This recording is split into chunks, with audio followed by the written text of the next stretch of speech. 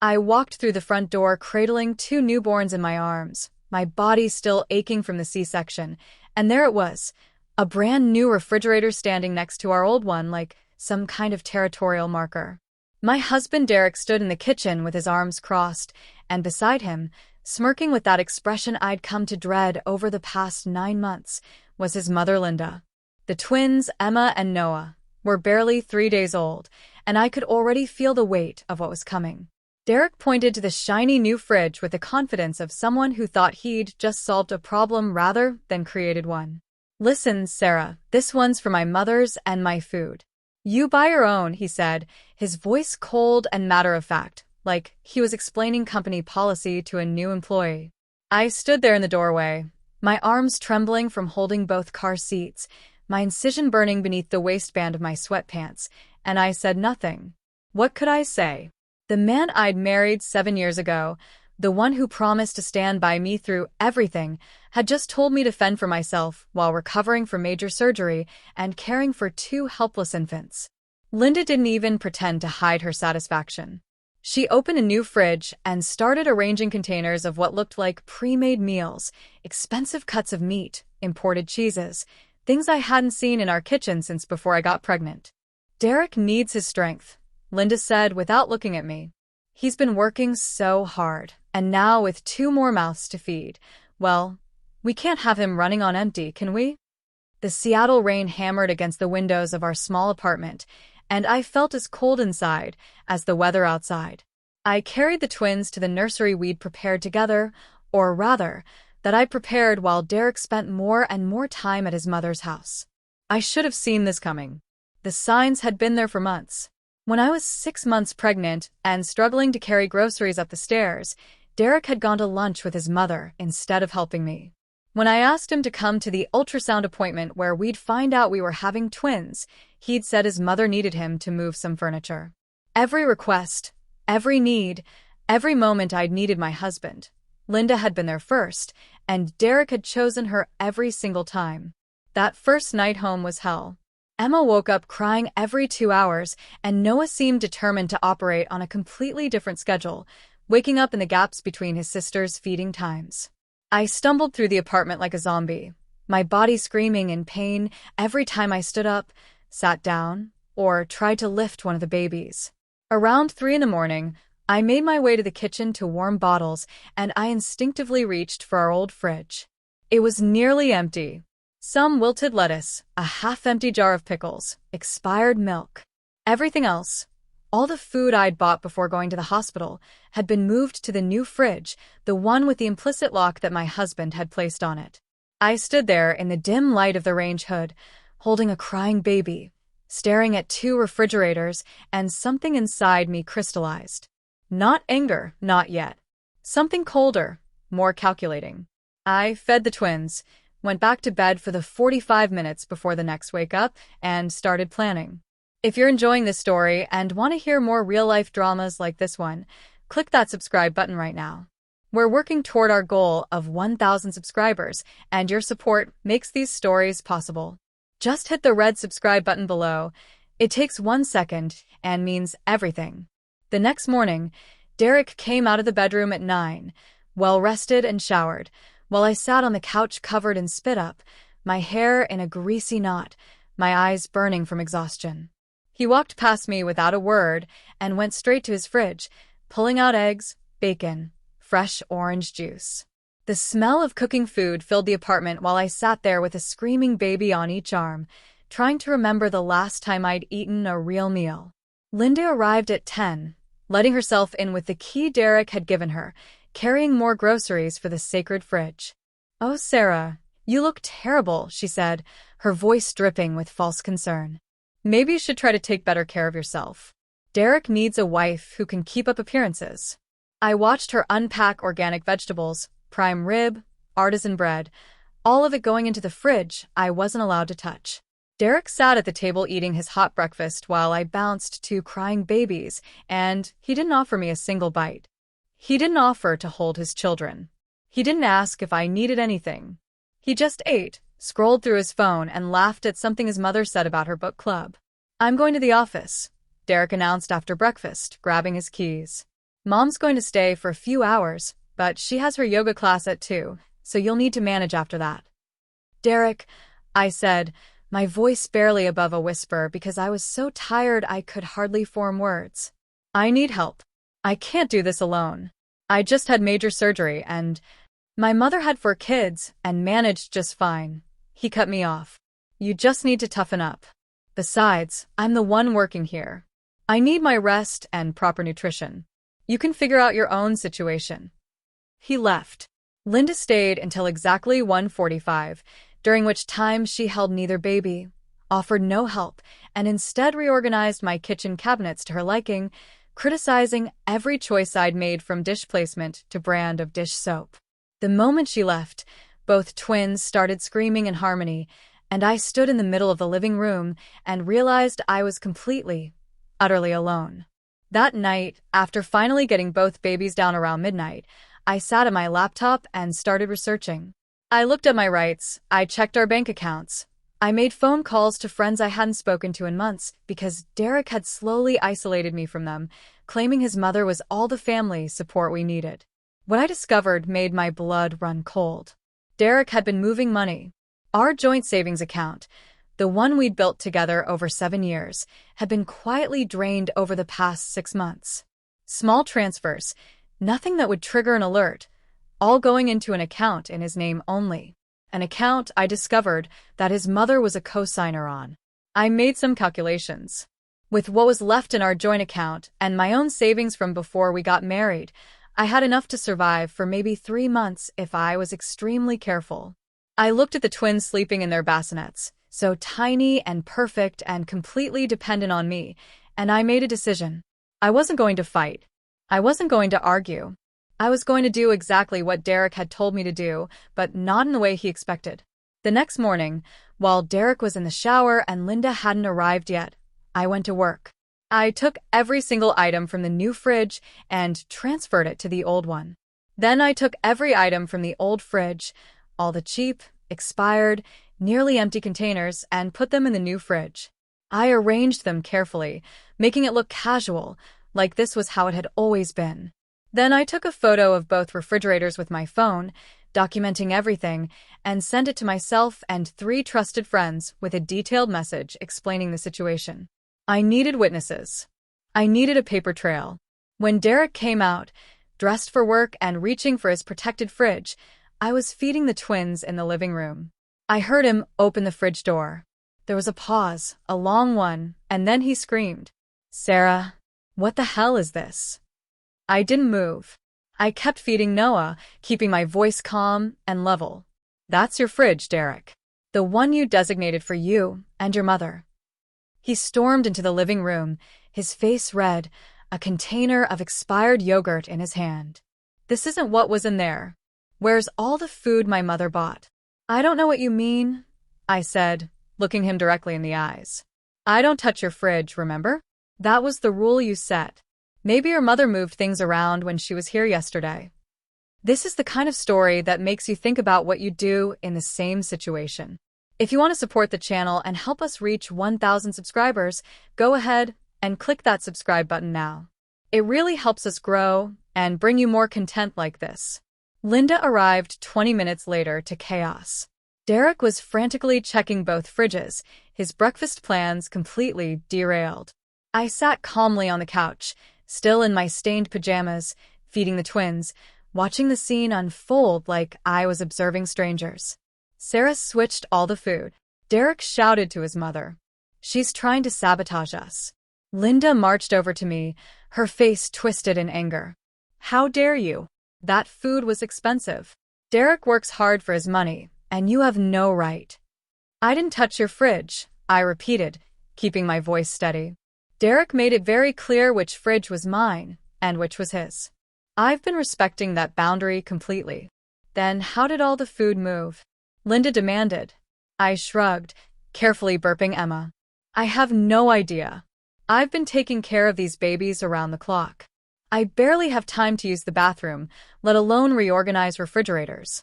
Maybe Derek sleepwalked? Maybe you moved things and forgot? I honestly don't know, but it's not my concern. That's your fridge, your responsibility." Derek looked like he wanted to explode, but he couldn't, because I'd done exactly what he'd told me to do. I hadn't touched his fridge, not according to the story I was telling. And he couldn't prove otherwise without admitting that the whole separate fridge situation was insane to begin with. Linda stormed out to the grocery store to buy more food, and Derek left for work in a rage, and I sat there with my babies, allowing myself the smallest smile. But I wasn't done. Not even close. That afternoon, I called my sister in Portland. "Jen, I need help," I said, and I told her everything. She was on a train to Seattle that evening. I also called Derek's brother Marcus, the only member of his family who'd ever been kind to me, and I told him what was happening. Marcus was horrified. He'd always known his mother was controlling, but he had no idea things had gotten this bad. He promised to talk to Derek, though I told him not to expect much. Jennifer arrived around 8 that evening, took one look at me and the apartment, and immediately went into action. She'd brought groceries, real groceries, and she stocked the old fridge with actual food while I fed the twins. She looked at the 2 refrigerators, shook her head, and said something I'll never forget. "Sarah, you know this is abuse, right? Financial abuse, emotional abuse. You know that, don't you?" I did know. I'd known for a while but hadn't wanted to admit it. Hearing someone else say it out loud made it real in a way I couldn't ignore anymore. Derek came home around 9 and was not happy to see Jennifer. "What's she doing here?" he demanded. "Helping me with the twins," I said. "Since you made it clear I'm on my own, I called in reinforcements." "We don't need her here. My mother can help." Jennifer laughed, actually laughed. "Your mother? The one who bought a separate fridge, so her grown son wouldn't have to share food with his wife, who just gave birth to his children? That mother?" Derek's face went purple. "You need to leave. This is our home." "Actually," Jennifer said, pulling out her phone, "I've been documenting some interesting things since I got here. Like how there's no food for Sarah in the fridge she's allowed to use. Like how you have a nursery but no changing table set up.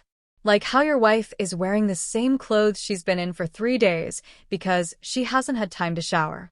And I've been timing your interactions with your children. In the 2 hours I've been here, you've held them for a combined total of 4 minutes. When Sarah asked you to hold Noah so she could use the bathroom, you said you were too tired. Are you seeing how this unfolds? These real-life situations can get complicated fast. Help us reach 1,000 subscribers by clicking that subscribe button. Your support means we can keep sharing stories that matter." Derek looked at Jennifer, then at me, then back at Jennifer. "Are you threatening me?" "I'm documenting," Jennifer said calmly. "There's a difference. Sarah's been documenting too. Bank statements showing money being moved without her knowledge. Photos of the 2 fridge situation. Text messages where your mother insults her. It's all time-stamped and backed up in multiple locations. We're not threatening anything. We're just making sure there's a clear record of what's happening here." That night was tense. Derek barely spoke to either of us. He ate dinner from his fridge while Jennifer and I ate from ours. He went to bed early, locking himself in the bedroom, while Jennifer and I took turns with the twins in the living room. Around 2 in the morning, while I was feeding Emma, Jennifer asked me what I wanted to do. "I want out," I told her. "But I need to do this right. I need to make sure the twins and I are protected." "Then we get you a lawyer," Jennifer said. "Tomorrow." We did. Jennifer had a friend who practiced family law in Seattle, and she squeezed me in for an emergency consultation the next afternoon. I brought all my documentation, the photos, the bank statements, the text messages. The lawyer, a woman named Patricia Chin, looked through everything with an increasingly grim expression. "This is financial abuse and emotional neglect," she said.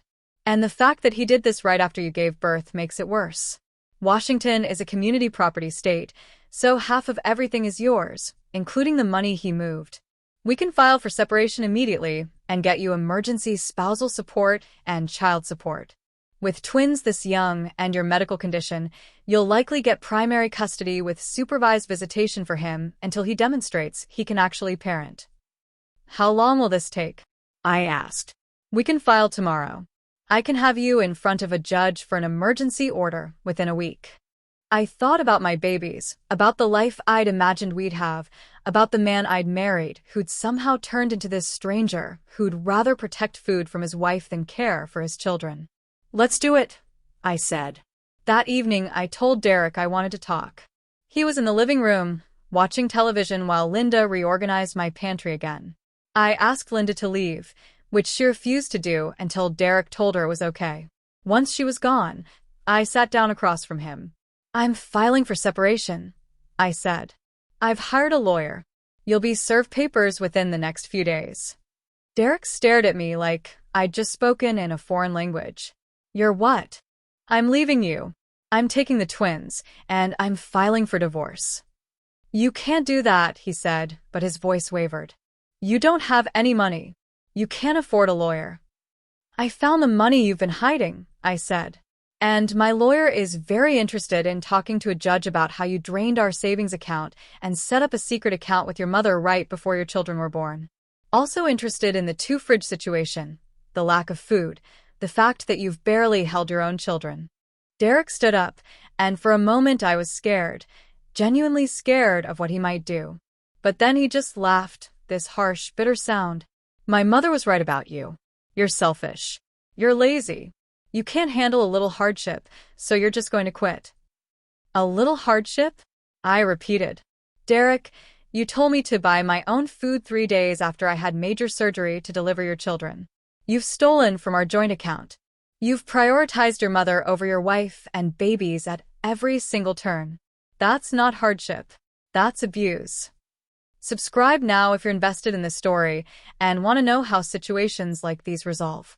We're so close to 1,000 subscribers, and each one of you clicking that button helps us continue bringing these real experiences to light. "I never abused you," Derek said, but he couldn't look at me.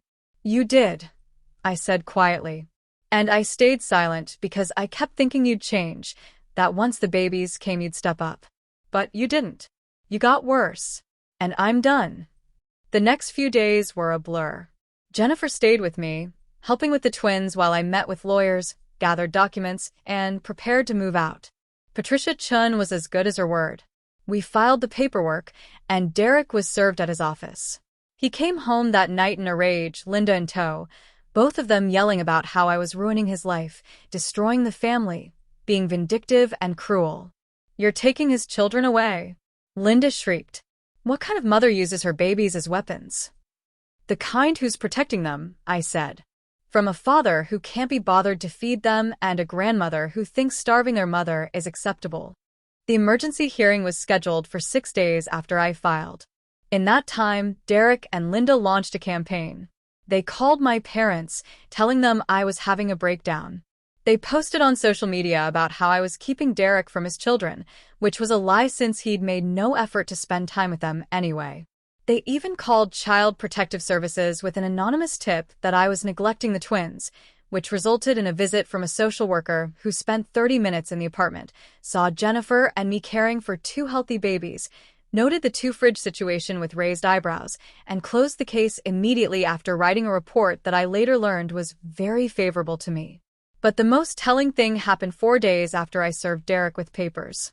I came home from a doctor's appointment to find the new fridge gone, completely removed from the apartment. The old fridge was now fully stocked with all the expensive food that had been in the new one, and Derek acted like nothing had ever happened. "See," he said when I walked in. "I got rid of it. We can share now. Everything can go back to normal."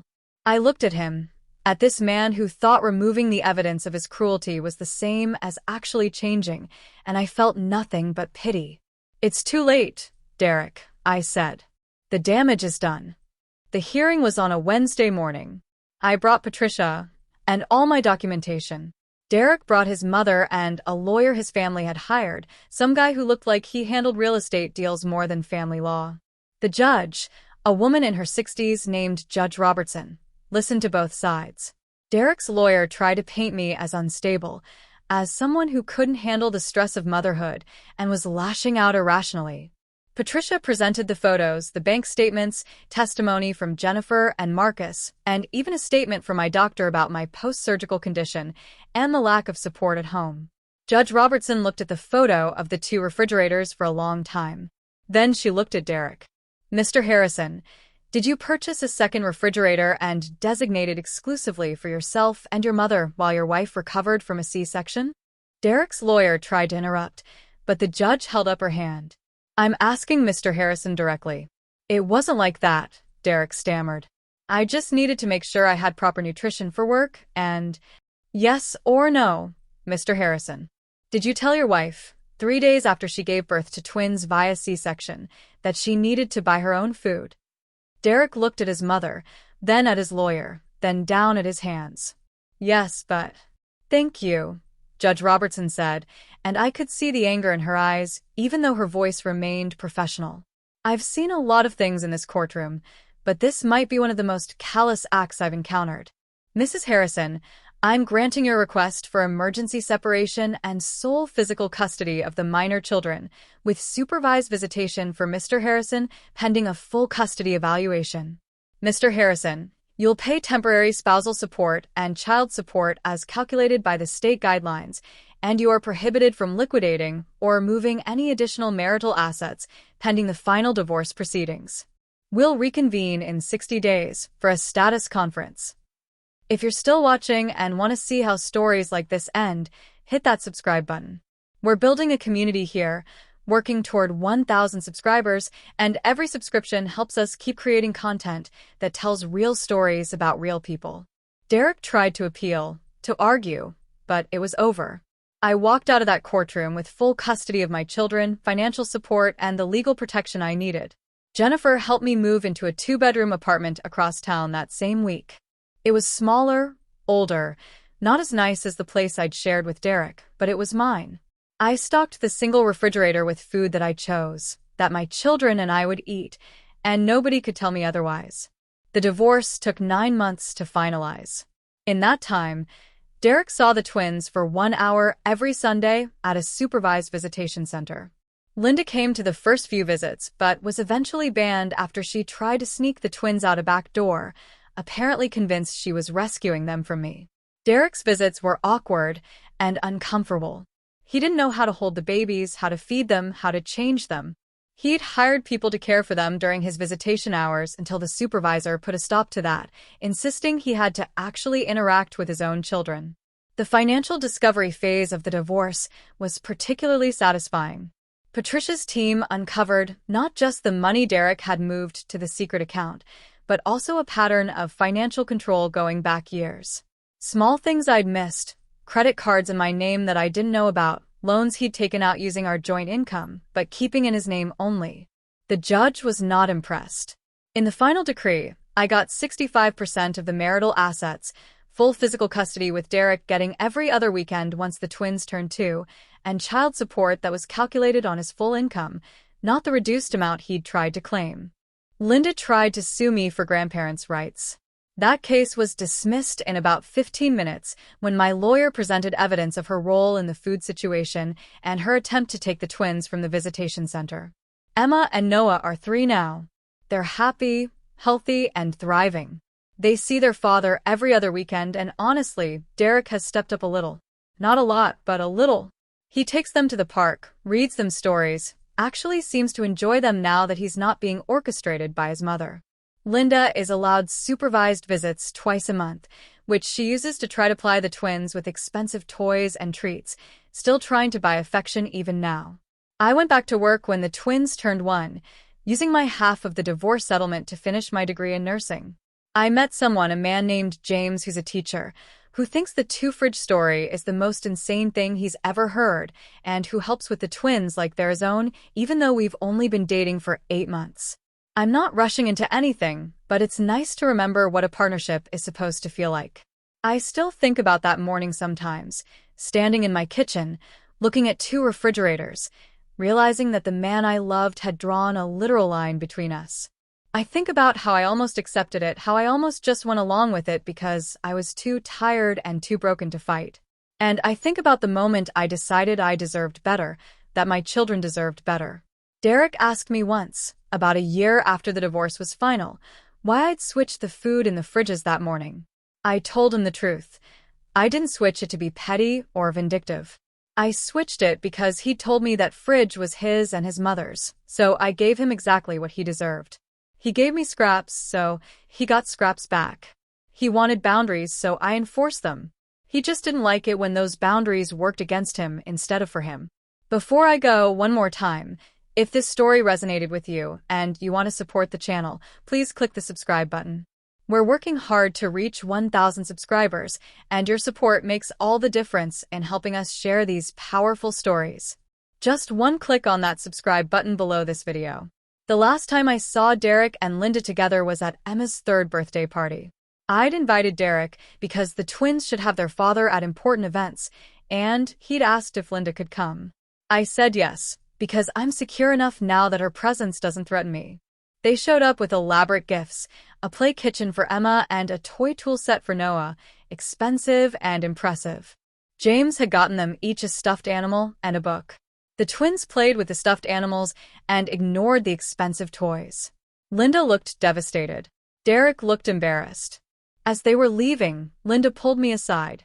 "You've turned them against me," she hissed. "I haven't said a word about you to them." I replied, which was true. "They're 3. They like what they like." "You've poisoned them." "Linda," I said, cutting her off. "I didn't have to poison them against you. You did that yourself when you decided feeding your son was more important than helping care for your grandchildren. Children remember how people make them feel, even if they can't articulate it. And you made them feel like they were less important than a refrigerator full of deli meat."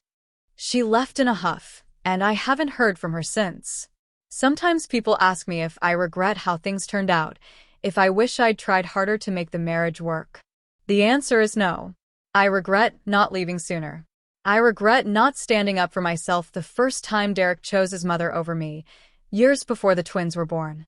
But I don't regret leaving, and I don't regret fighting for my children and myself. The 2-fridge incident seems almost funny now, in a dark way. People can't believe it when I tell them the story. But it happened. It was real. And it was the wake-up call I needed to see that I was living in an abusive situation that was only going to get worse. My children will grow up knowing that their mother fought for them, that she refused to accept being treated as less than human, and that she taught them by example that you don't have to stay in situations that diminish you. They'll know that loving someone doesn't mean accepting their cruelty, and that family doesn't get a pass for abuse just because they're family. And if they ever find themselves in a relationship where someone tells them to buy their own food, to manage on their own, to accept being treated as an afterthought, they'll remember their mother, and they'll know what to do. They'll remember that sometimes the most powerful thing you can do is exactly what someone tells you to do, just not in the way they expected. Sometimes the best revenge is simply enforcing the boundaries that someone else tried to use to control you, and watching them crumble when those same boundaries protect you instead. Derek wanted separate fridges, separate lives, separate priorities. So I gave him exactly that. I separated from him, separated our finances, separated our custody, separated our futures. He drew the line. I just made sure I was standing on the right side of it. And you know what the funniest part is? That second fridge he bought cost $800. The divorce cost him over $200,000 in settlement, legal fees, and ongoing support. All because he couldn't share a refrigerator with his wife. All because his mother convinced him that his comfort mattered more than his family. All because he thought that controlling the food meant he controlled me. He was wrong. Thanks so much for listening to this story. If you made it this far, you're exactly the kind of engaged viewer that helps channels like this grow. Please hit that subscribe button one last time before you go. We're so close to 1,000 subscribers, and your click really does matter. Subscribe now and be part of this community. I'll continue the story with an additional 30,000 characters, maintaining the same tone and style.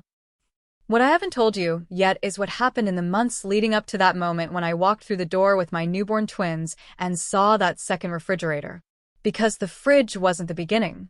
It was just the most visible symbol of something that had been building for years, something I'd been too in love, too hopeful, too committed to see clearly until it was almost too late. Derek and I met at a coffee shop in downtown Seattle 9 years ago. I was working as a medical assistant and studying for my nursing degree part-time. He was in software sales, charming and attentive, the kind of guy who remembered small details about conversations and showed up with your favorite pastry, just because. For the first 2 years, things were perfect. We moved in together after 8 months, got engaged after 2 years, married in a small ceremony at a vineyard in Woodinville with 50 of our closest friends and family. Linda was there, of course. She'd raised Derek mostly alone after his father left when Derek was 12. She'd worked 2 jobs to keep him in private school, had sacrificed everything for her son, and she never let anyone forget it. At our wedding, she wore white. Not ivory, not cream, but actual bright white, almost identical to my dress. When I mentioned it to Derek, he laughed it off. "That's just Mom," he said. "She doesn't mean anything by it. She's just excited." I should have paid attention to that response. "That's just Mom" became Derek's excuse for everything Linda did over the next 7 years. When she let herself into our apartment unannounced and reorganized our kitchen because Derek likes things a certain way. When she called at 11 at night and expected Derek to come over immediately to kill a spider or change a light bulb. When she planned a surprise vacation for Derek's 30th birthday and only bought 2 tickets for herself and Derek, assuming I'd understand that it was their special time together. Before you continue with the rest of the story, I want to ask you again to subscribe to the channel. We're building something real here, sharing authentic experiences that people need to hear. Click that subscribe button and help us reach our goal of 1,000 subscribers. It only takes a second, and it means the world. But I was young and in love, and I told myself that Derek's closeness with his mother was sweet, that it showed he was capable of loyalty and devotion. I didn't realize that there's a difference between loving your mother and being unable to establish appropriate boundaries. I didn't understand that when a man can't say no to his mother, eventually he won't say yes to his wife. The real turning point came when I got pregnant. We'd been trying for about 6 months, and when I saw those 2 pink lines, I was ecstatic. Derek seemed happy too, at first. We went out to celebrate. We started planning the nursery, we talked about names.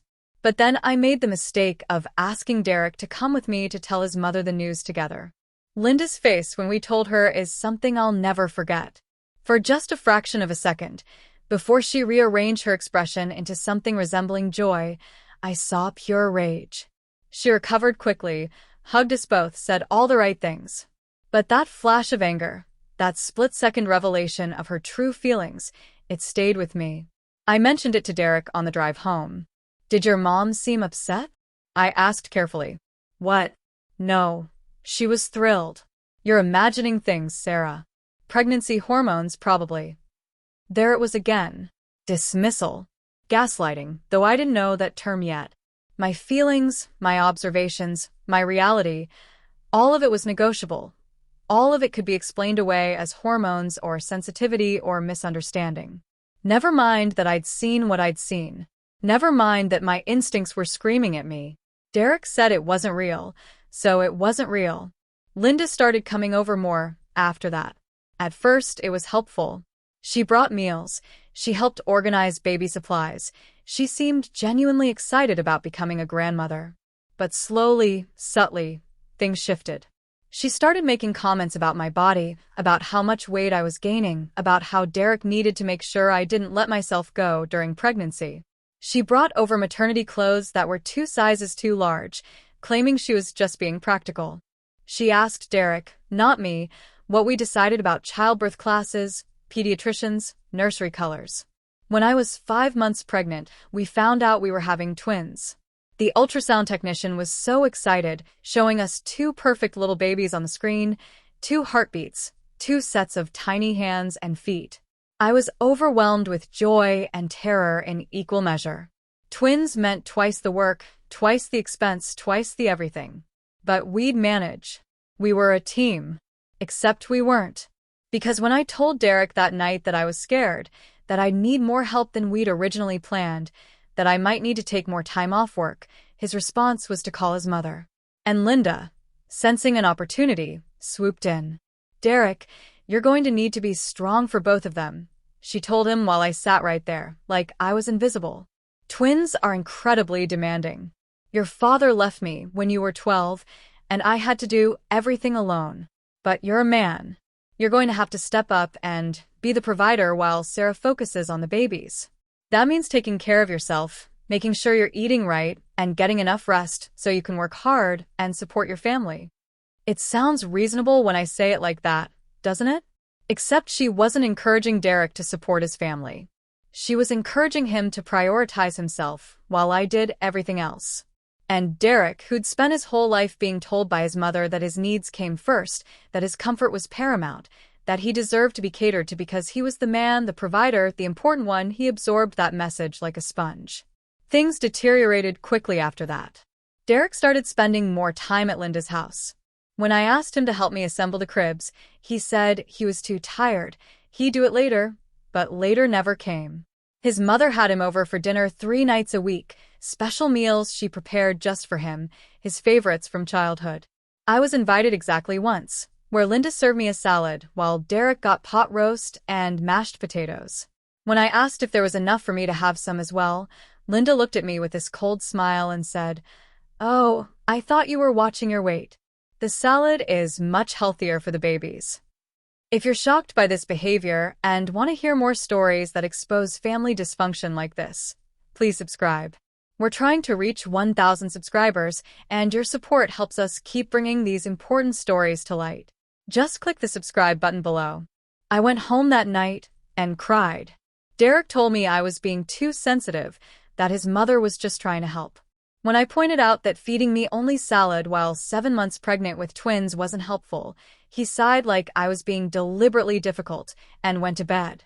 The money situation started around month 7 of my pregnancy. I'd been working reduced hours because I was having complications, high blood pressure, and early contractions that had me on partial bed rest. My paychecks were smaller, and we were relying more on Derek's income. He started making comments about how expensive everything was, how diapers and formula and doctor's appointments were adding up, how he didn't know how we'd manage. I suggested we look at our budget together, figure out what we could cut. He said he'd handle it. What he actually did was open that separate account with his mother. I found out about it by accident, 2 weeks before the twins were born. A bank statement came to the house addressed to Derek from an institution we didn't normally use. I opened it, assuming it was some promotional thing or a mistake. Instead, I found a statement showing an account with $30,000 in it, money that had been transferred in small increments from our joint savings. Derek's name was on the account. So was Linda's. Mine was not. I confronted him that night. He was defensive, angry that I'd opened his mail. "That's private," he said. "We're married," I said. "We don't have private bank accounts. That's our money." "It's my money that I earned," he corrected. "And I'm protecting it. Protecting us." "You don't understand finances, Sarah. My mother and I are making sure we have a safety net." "A safety net that I'm not allowed to access? A safety net that you hid from me?" "I didn't hide it. I just didn't mention it. There's a difference." There wasn't a difference, but I was too pregnant, too tired, too scared to fight properly. I told myself we'd deal with it after the babies came, that once Derek saw his children and fell in love with them, everything would change. He'd see what was important. He'd choose us. I was so naive. The twins came 2 weeks early, which is common with multiples. My water broke at 3 in the morning, and the contractions started immediately, hard and fast. I woke Derek up, told him we needed to go to the hospital. He was groggy, disoriented. The first thing he said was, "Should I call my mom?" "Derek, I need you to get dressed and get the hospital bag. Now." He did, but he called Linda from the car. She met us at the hospital, still in her pajamas, and she stayed for the entire labor. All 16 hours of it. When the doctors determined I needed an emergency C-section because baby B was in distress, Linda tried to go into the operating room with us. The nurses had to physically block her.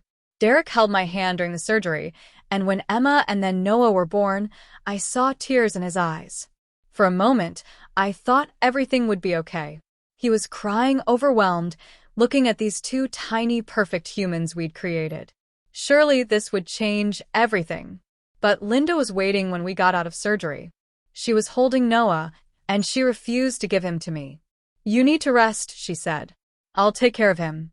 I want to hold my son, I said, still groggy from anesthesia. You just had major surgery. You need to recover. I raised 4 children. I know what I'm doing. The nurse intervened, explaining that skin-to-skin contact immediately after birth was important for bonding and for establishing breastfeeding. Linda reluctantly handed Noah over, but the look she gave me was pure poison. We stayed in the hospital for 4 days. Derek went home every night to get proper rest at Linda's house.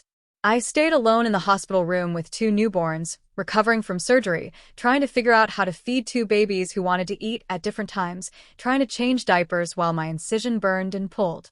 The nurses helped. They were angels, but they had other patients. I was essentially alone. When Derek came to pick us up, Linda was with him. Of course she was. She'd helped him install the car seats, helped him pack up my hospital room, helped him with everything while I struggled to get dressed in clothes that no longer fit, my body swollen and painful and strange. And then we came home, and there was the second refrigerator. Make sure you're subscribed to this channel if you want to follow stories like this to their conclusion. We're working toward 1,000 subscribers, and every single subscription counts. Click that button now, and be part of our growing community. What I didn't mention before was what happened in the weeks after I switched the food in the refrigerators. Because Derek and Linda didn't just accept my quiet rebellion. They escalated. The day after I swapped the fridges, Linda showed up with a lock. An actual padlock. She tried to install it on the new fridge, the one that was supposed to be for Derek and her. I watched her doing it, standing in my kitchen with a power drill, and something inside me snapped. "Get out," I said quietly. She turned to look at me, surprised. "Excuse me? Get out of my home. Now."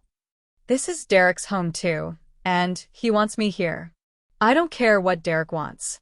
I'm telling you to leave. Linda laughed, actually laughed at me. "You can't kick me out." Derek gave me a key. I have every right to be here. I walked over to her, and I'm not a confrontational person by nature, but I got right in her face. "If you're not out of this apartment in 60 seconds, I'm calling the police and reporting you for trespassing. And I'm going to tell them about the lock you're trying to install on a refrigerator to prevent me from feeding myself while recovering from surgery. How do you think that's going to sound?" She stared at me for a long moment, and I saw her calculating, trying to figure out if I was serious. I was. I was deadly serious. After what felt like an eternity, she put down the drill, gathered her purse, and walked out. But not before saying, "Derek is going to hear about this." He did hear about it. He came home from work in a rage. "How dare you throw my mother out?" She was trying to help. She was trying to put a lock on a refrigerator to keep me from eating food. How is that helping? You switched all the food. You sabotaged us. I didn't touch your fridge, Derek. I've told you that. But even if I'd done exactly what you're accusing me of, why would the response be to install a lock? Why wouldn't the response be to realize that having 2 refrigerators in the first place is insane? He had no answer for that. He just kept repeating that I disrespected his mother, that I was causing problems, that I was making everything difficult. He slept on the couch that night, and the next night, and the night after that. Jennifer stayed for 2 weeks, and her presence was the only thing that kept me sane. She helped with the twins. She made sure I ate. She documented everything that happened. Every time Derek came home and ignored his children. Every time Linda showed up uninvited and said something cruel. Every time I asked for help and was refused. Jennifer wrote it all down, timestamped it, and backed it up to the cloud. "You're going to need this," she told me. "When you leave him, and Sarah, you're going to leave him, you're going to need evidence that you tried, that you asked for help, that you did everything you could." I didn't want to believe her. I still had this stupid hope that Derek would wake up, that he'd see what he was doing, that he'd choose his wife and children over his mother's manipulation. But as the days passed and things got worse instead of better, I started to accept that Jennifer was right.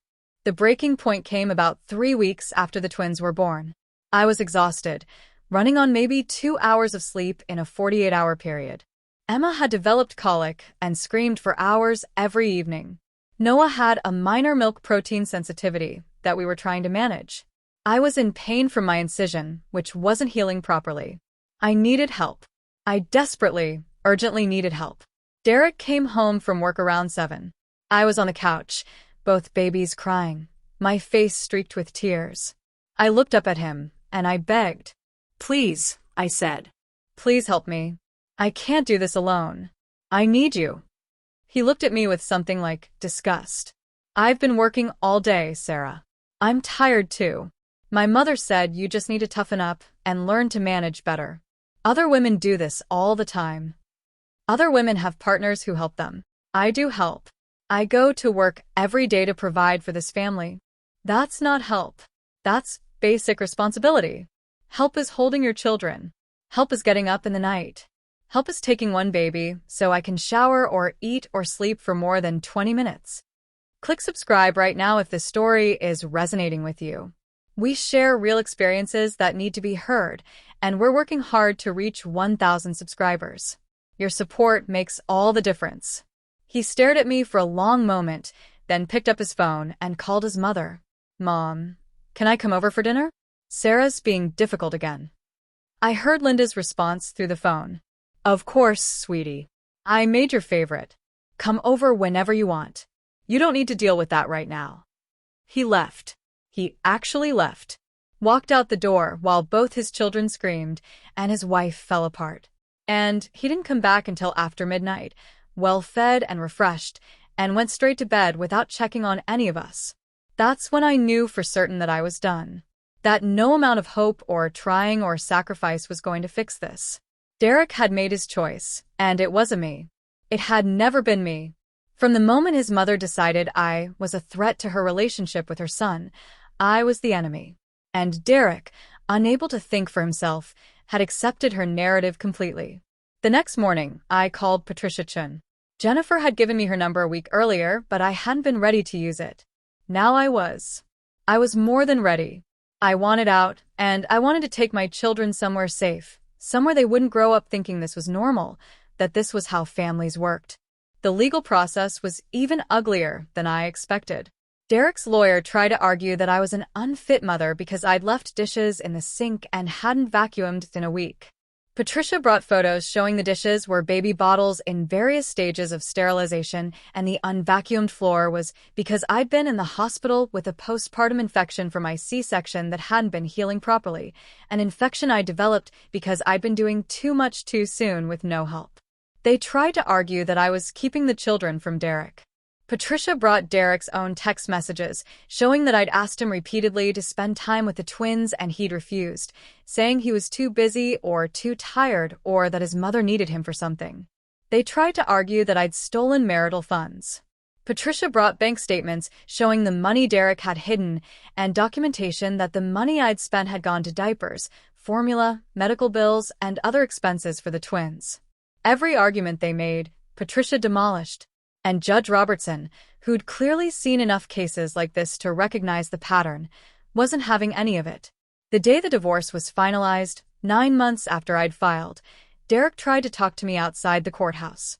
I still don't understand why you're doing this, he said. We could have worked things out. I looked at him, this man I'd loved for so long, and I felt nothing but exhaustion. Derek, you told me to buy my own food 3 days after I had surgery to deliver your children. You stole from our savings account. You prioritized your mother over your wife and babies at every single opportunity. You let me suffer because it was easier than standing up to Linda. What exactly do you think we could have worked out? I would have changed, he said, if you'd just been patient. I was patient for 7 years. I was patient through every time your mother insulted me and you did nothing. I was patient through being left alone in the hospital. I was patient through the 2 refrigerators and the hidden bank account and the complete abandonment when I needed you most. At what point was my patience supposed to pay off, Derek? When the twins were 5. 10? Never? He didn't answer. He just walked away, and that was the last real conversation we had.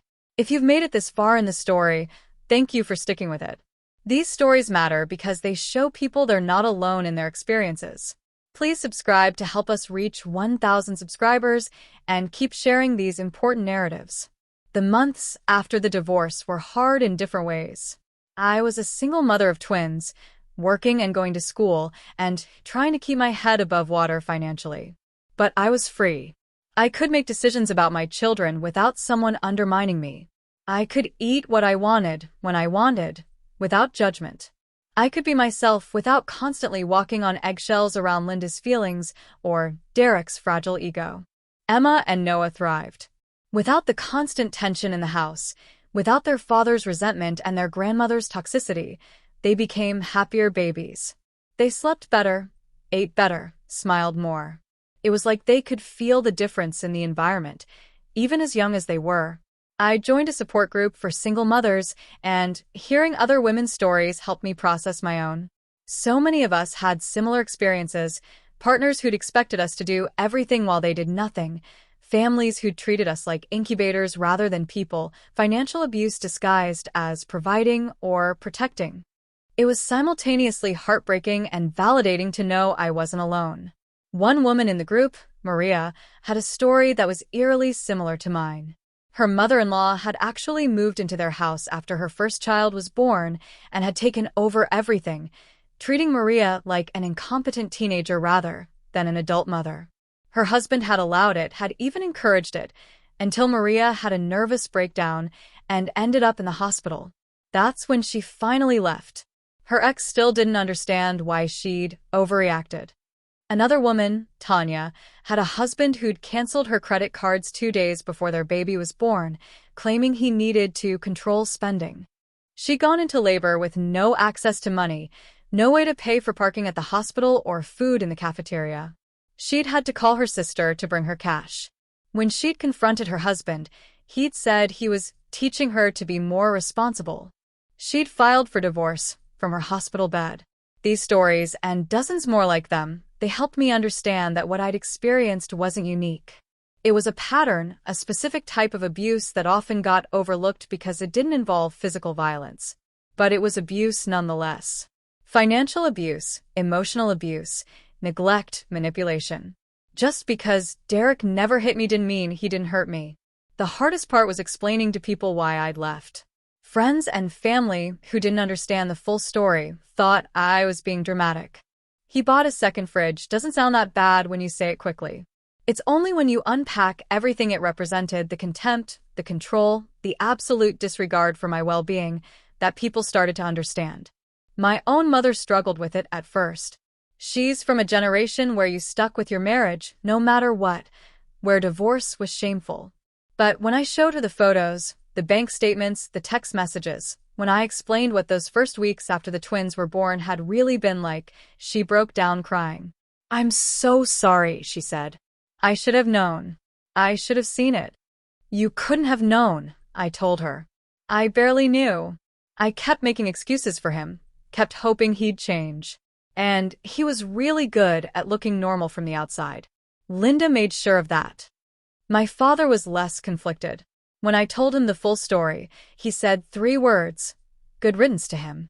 Then he helped me move into my new apartment, set up the cribs, stocked my pantry, and gave me a check for $5,000 to help with expenses. "Consider it your inheritance early," he said.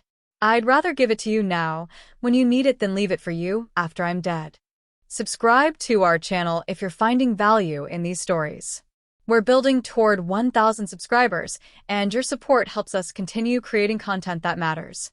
Just click that subscribe button now. Derek's relationship with the twins remained strained for a long time. He saw them according to the court order, but he clearly didn't enjoy it. He'd show up to the visitation center looking resentful, like this was a chore he had to endure rather than time with his children. The supervisors told me he often spent the visits on his phone or trying to get the twins to sit quietly so he could read or work. It wasn't until Emma and Noah were about 2 that something shifted. Derek started a new job with a different company, one that valued work-life balance more. He also started therapy, which I only know because he mentioned it once during a custody exchange. And most importantly, he started dating someone new, a woman named Rebecca, who apparently had very clear opinions about mothers-in-law who overstep. I met Rebecca by accident at a birthday party for one of Noah's friends from daycare. Derek had brought the twins, and Rebecca was with him. She was friendly, warm, and when Linda showed up halfway through, Rebecca physically stepped between her and the twins. "I've heard so much about you," Rebecca said to Linda, her voice sweet but her eyes hard. "Derek's told me all about how helpful you've been. But I think we've got this under control today. Why don't you enjoy your afternoon?" Linda sputtered, looking to Derek for support, but Derek just nodded. "We're good, Mom. I'll call you later." I watched Linda leave, and then I watched Rebecca interact with Emma and Noah, helping them with cake, wiping faces, laughing at their toddler antics. She was good with them. Natural. And Derek was different around her, more engaged, more present. Later, during pickup, Rebecca asked if she could talk to me for a minute. Derek took the twins to the car, and Rebecca and I stepped aside. "Look," she said, "I don't know you, and I don't know the full story of what happened between you and Derek. But I know about the refrigerators. He told me, trying to make you sound crazy. And Sarah, I just want you to know, you weren't crazy. That was insane. What he did was insane. And I've told him so." I stared at her, this stranger who just validated years of my reality in 30 seconds. "Thank you," I managed. "Derek's working on himself," she continued. "He's in therapy. He's set boundaries with his mother. He's trying to be better. I don't know if he'll ever be a great dad, but he's trying to be an adequate one. I wanted you to know that in case you were worried. The twins are safe with us. I make sure of it." That conversation meant more to me than she probably realized. Knowing that someone was looking out for my children during the times they were with Derek, that someone was holding him accountable, it eased anxiety I'd been carrying for 2 years. The twins are 3 now, like I said, and they're amazing. Emma is bold and fearless, always climbing things she shouldn't, always asking questions, always pushing boundaries in the best possible way. Noah is quieter, more thoughtful, observer who takes everything in before acting. They're best friends 1 minute and worst enemies the next, typical twins. And they're loved, so incredibly loved, not just by me but by my parents, my sister, James, even by Derek in his limited capacity. Sometimes Emma asks why she has 2 houses, why mommy and daddy don't live together. I've told her age-appropriate truths. Sometimes grown-ups realize they're happier living separately, that it doesn't mean anyone did anything wrong, that she's loved in both places. When she's older, if she asks more detailed questions, I'll answer them honestly. But I'll never badmouth Derek to her. I'll never tell her about the refrigerators or the money or the way he abandoned us. If she needs to know those things someday, she can decide that for herself. What I will tell her, what I'll tell both of them when they're old enough to understand, is that they deserve partners who show up for them. They deserve relationships where both people carry the load, where no one's needs are consistently prioritized over everyone else's, where mothers-in-law are loving additions rather than manipulative intruders. I'll teach them to recognize red flags early, to trust their instincts, to leave before things get as bad as they got for me. And I'll tell them about the refrigerators. Not to make Derek look bad, but as a lesson in boundaries and self-respect. I'll tell them how their mother could have accepted that situation, could have just bought her own food and tried to manage alone. But instead, I drew a line. I said no. I said I deserve better. And I fought for that better life, for myself and for them. One more time before I wrap this up, please subscribe to the channel. We're so close to 1,000 subscribers, and your support helps us continue sharing these important stories. Click that subscribe button right now and be part of our community. The epilogue to this story happened about 6 months ago. I was at the grocery store with the twins, navigating the produce section while Emma insisted we needed 12 pounds of oranges and Noah tried to climb out of the cart. And I ran into Linda. She looked older, smaller somehow. She was alone, pushing her own cart, and when she saw me, she froze. We hadn't seen each other since the final divorce hearing, since that birthday party where Rebecca had essentially dismissed her.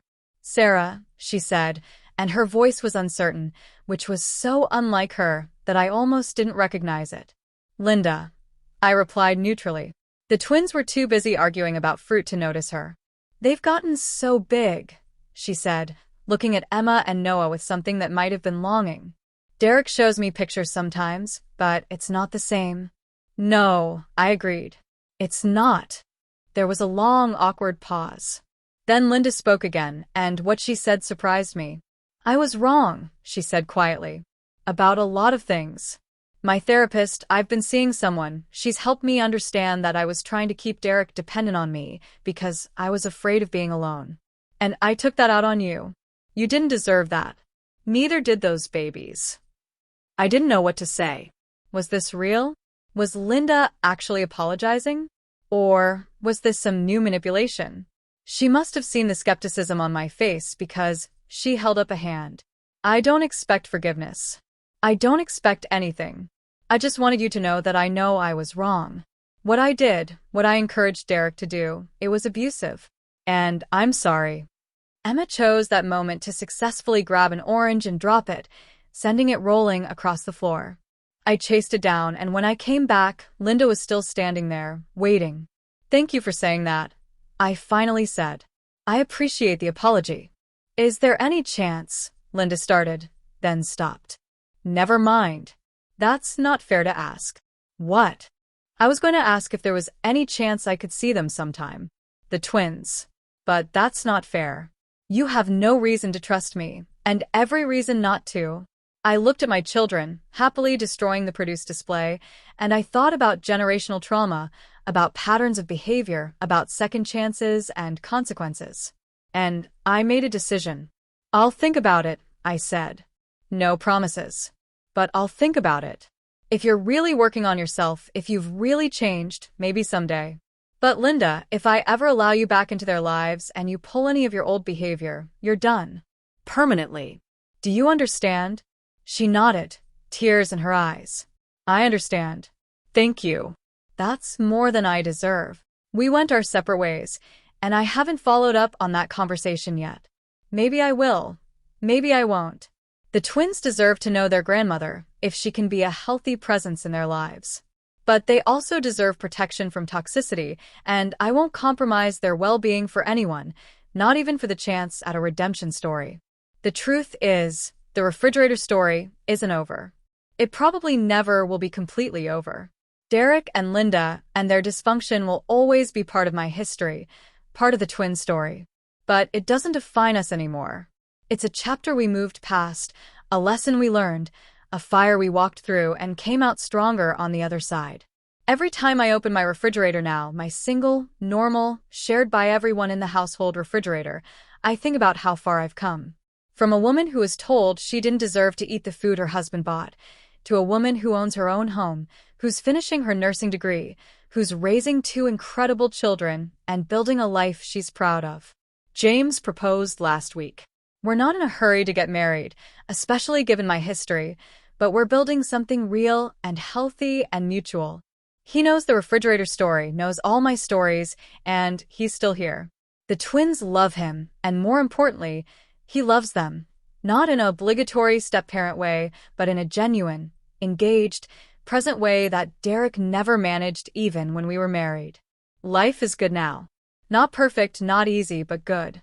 And every time I face a challenge, every time something is hard or scary or overwhelming, I remember that I'm the woman who looked at 2 refrigerators and decided to change her life. I'm the woman who enforced boundaries, who fought for herself and her children, who refused to accept being treated as less than human. Before I end this, please subscribe one final time. We've shared this entire journey with you, and we're so grateful for everyone who's listened. Help us reach 1,000 subscribers by clicking that button right now. Your support means everything. The refrigerators are gone now, both of them. When I moved into my current house, I bought a new one, a beautiful stainless steel model with an ice maker and enough space for all the groceries my family needs. There's no lock on it. There's no invisible line dividing whose food is whose. There's just food, available to anyone who's hungry, the way it should have been all along. And sometimes, when I'm making dinner or packing lunches or just grabbing a late-night snack, I pause and feel grateful. Grateful that I left. Grateful that I fought. Grateful that I showed my children, especially my daughter, that you don't have to accept someone else's definition of what you deserve. The refrigerator was never really about food. It was about respect, about value, about whether I would accept being treated as a second-class citizen in my own home. And the answer was no. The answer will always be no. That's the story. That's how a second refrigerator ended my marriage and started my real life. And I wouldn't change a single thing about how it turned out.